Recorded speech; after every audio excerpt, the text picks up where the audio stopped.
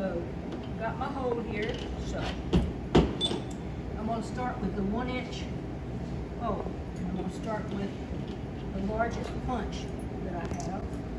So I'm going to make sure it's centered down in the little hole. Okay, don't jump. I'm going to hit it hard.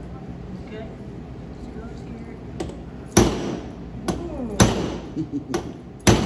Alright, see how it's starting to move? Yes. I'm making my beat, so I'm going down a little further. You guys have a big hair. Okay, so look at it now.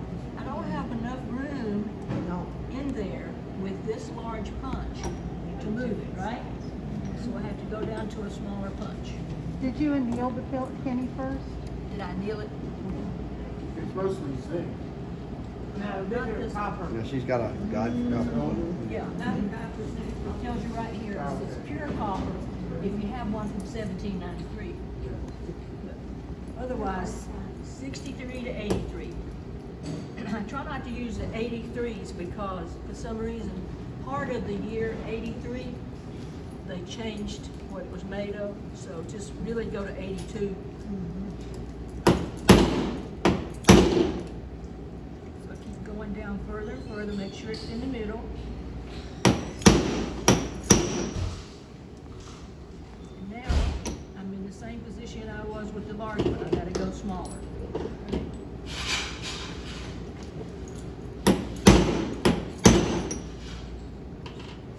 Oh, beautiful. Doming up really well. Doming it up, and I can go as deep as I want to go. So I'll take my other one and I'll do the same thing, and then I come out with this. I'm off the Stewart thing. Sausage. A flying sausage. Yeah. So, here are my two pieces right here that I've done. So then I get a piece of tubing, put through the hole, and I want a 1/16 of an inch on either side. That's what I'm going to make my rivet out of. That's what I'm going to roll a mushroom. So this tube is going to connect these two coins together. The reason I'm using a tube on this one is because I want to put a chain through it. So if you're not going to put a chain, you can just use a solid piece of wire. This one I want to put a chain through. So you've got a 1/16 of an inch on both sides. If you don't know how much a 1/16 of an inch is, it's a dime. So you can lay your dime down there, and then you can mark your tubing. Okay? So now I have to start rolling. Now, if I put this, well, I'm not going to scroll. Help me back up. All right, so this is about almost a 1/16 of an inch here. If I put this here and I start hammering on this, what's going to happen? I got nothing on the other side. All right? So this is my little cheater thing. So when I put that down there, now I still have the tube on the other side. Okay? So take a piece of tape off his back. There we go, right there. So now I'm going to take, to start off, this is a dapping punch. They come in all sizes. This is the size that I would use for this size tubing. So what I want to do is I want to start flaring my tube. Okay? So, with the washer under there and my 7 fingers I have to hold this. This one I'm going to sneak up on. If I hit it too hard in the beginning, it will tear my tubing. It just splits. So, then I flip it over. This is another one of those that you want to sneak up on. Just barely hit it. Okay. You see how it's flared it? Roll it up. Now, I'm going to take a little dapping punch. I want one that won't go down in the hole. I want to flare it out just a little bit more. Flip it over.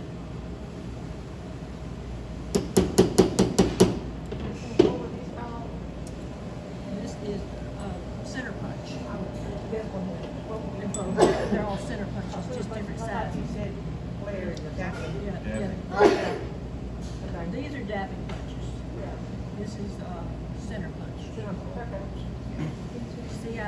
See the difference? Yeah. So, if I were to use this one to try to flare that, it would just go down in it, right? Because it's smaller than my tube.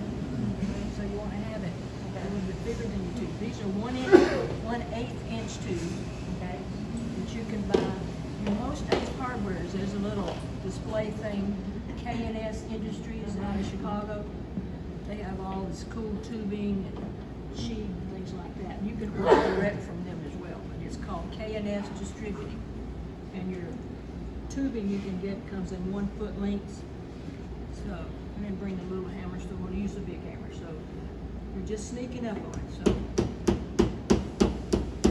So you see I'm pushing. So I'm pushing the tubing out.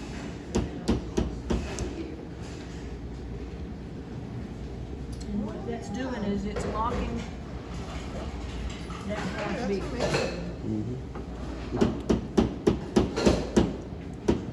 It's becoming one with the fuses around me.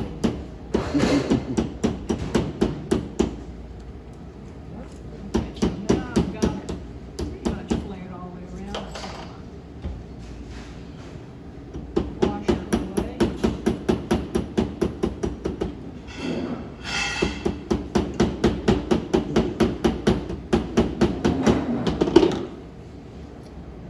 We take our tape off and hope it's even. You have to bless it first. This is what happens in a live demo, it falls apart when you take the Oh, tape off. no. Not yet, anyway.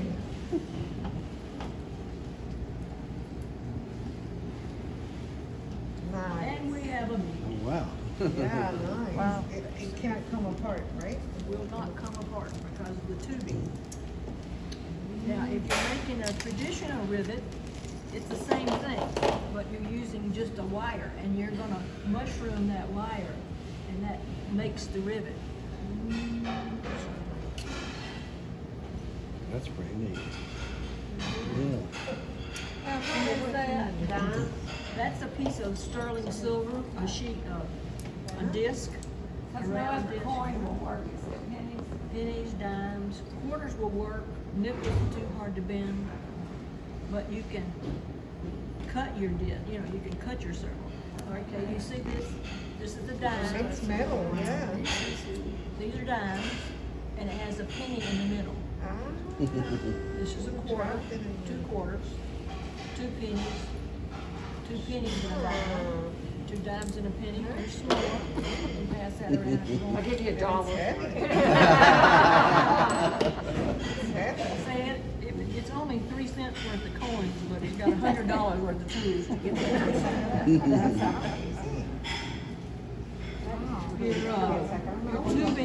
tubing. That is most, The little one. It comes in a little set.